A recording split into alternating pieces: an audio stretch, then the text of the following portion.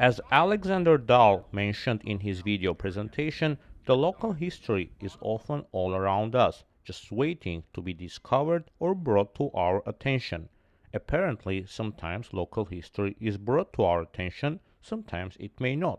By the same token, a town or area or site may contain various public history stories, some of which might be familiar, while others remain relatively or fully unknown to people.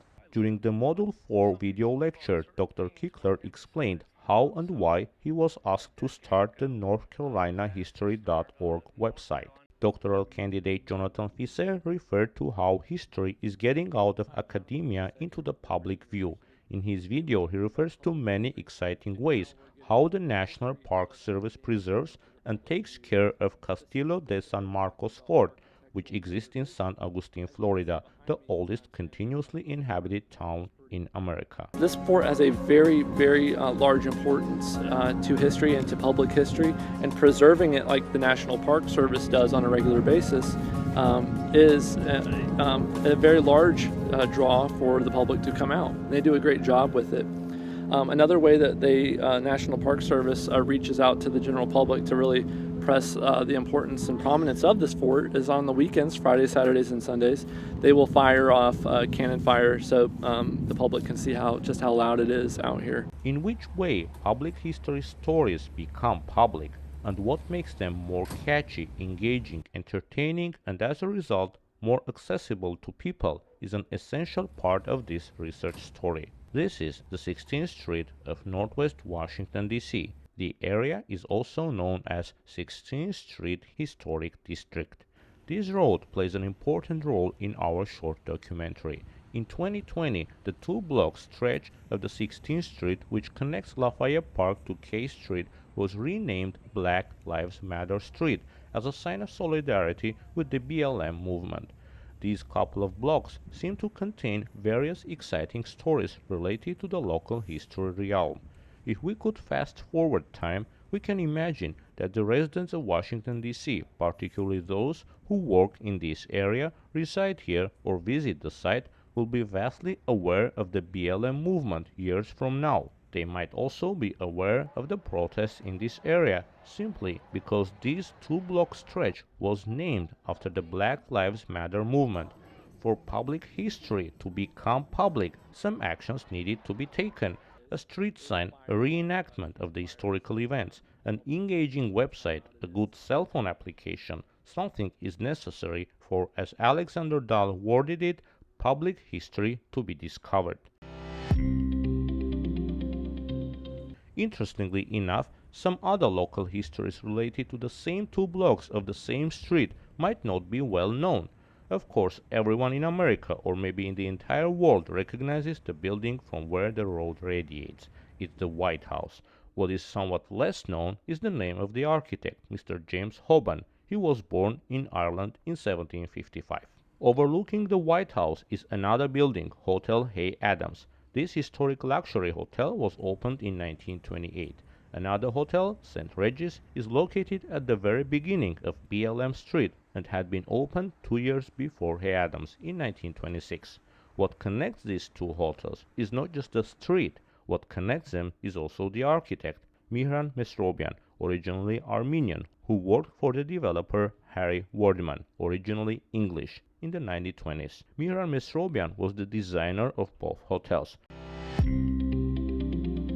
What do these facts regarding the foreign origins of Hoban, Mesrobian, and Wardman tell us? Let's pause here for a minute and refer to Dr. Kickler's exciting observation during one of his video presentations. It's good to know about the broad issues, and in fact, one needs to know about the broader issues.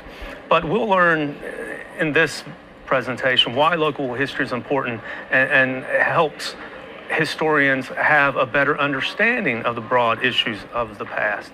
Well, one of the criticisms about local history is that it's strictly for amateurs, and that's not necessarily so. Three immigrants, Irish James Hoban, Armenian Mihran Mesrobian, and British Harry Wardman, have significantly contributed to the formation of the area's landscape and the development of Washington, D.C. By connecting these local facts, one may see the broader and important picture. The capital of the United States, perhaps the most American city by the virtue of its official status, carries a significant touch of foreign designers. The two blocks of the 16th Street are highly relevant to this bigger picture, but it's barely known to anyone, isn't it? Indeed, information about Mesrobian and Hoban exists on Wikipedia in various articles, encyclopedias, the importance of which has also been highlighted during the class. However, in order to make these public history facts more public, different, perhaps more creative and exciting ways of conveying this information should be explored. Naming the two blocks of the 16th Street after BLM was a very creative way to shape a common historical knowledge about the movement in America and this neighborhood in 2020. The method of how the historical fact is highlighted matters. Our class has referred to this reality in many ways. In the introduction to the public history book, a group of authors, Lyon, Nix, and Shroom, referred to a planning team research at one of the historical villages in Ohio. After studying their own experience with the visitors, this local planning team concluded that, quote, specific histories they are interpreting did not matter as much as the ways in which they used history as a tool to further their core values of dynamism, dialogue, connection, questioning, play, and the keystone of relevancy. Lyon, Nix, and Shroom also tell about the powerful and influential display at the Museum of Memory and Human Rights in Chile, for which they credit, quote, deliberate and thoughtful choices made by a diverse team of professionals who designed it to convey a specific message to visitors. End of quote. In the week dedicated to the preservation of historic battlefields, Dr. Kickler highlighted how the commemoration of the Civil War battles in the late 1800s contributed to the more public interest, and as a result, more people were purchasing lands to have battlefield commemorations. A reading from week 1 defines rapidly changing technology has enabled historians, especially younger ones, to work with electronics experts, graphic designers, educators, and others to bring good professional history to a public that would have been hard to envision even a few years ago. Marjorie Hunter followed up on the same topic, describing how technology encouraged students to be more engaged with history. Her students were not merely digital users, but also digital producers, as they created an infographic and a free website that summarized their research about the 1918 pandemic. Therefore, having just some Wikipedia pages talking about Hotel Regis, Hotel Hay Adams, or architect James Hoban does not make these stories effectively engaging and known. Neither it helps to connecting the dots and informing society about the contribution of foreign architects. So what needs to be done for the remedy? You are not qualified to work as a public historian until you have X years of experience working as a public historian. This statement by Matthew Exline, published on the National Council on Public History website, was striking. Yes, it might be hard to find a job as a public historian if you have had no experience before.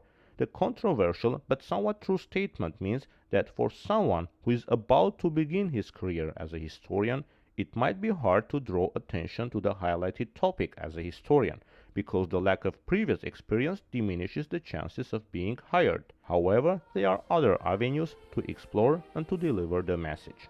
A few months ago, for the master program classes, a video called The Foreign Designers of the Nation's Capital was put together. Research on the same subject is in the process. Therefore, it seems ultimately fitting that America's capital looks so American from the outside, but carries a substantial immigrant's touch from the inside. This might probably be not enough for bringing significant attention to the local story of foreign architects and to the broader concept. However, this might be a step in the right direction. More engaging contemporary solutions, including social media and multimedia technologies, are still necessary.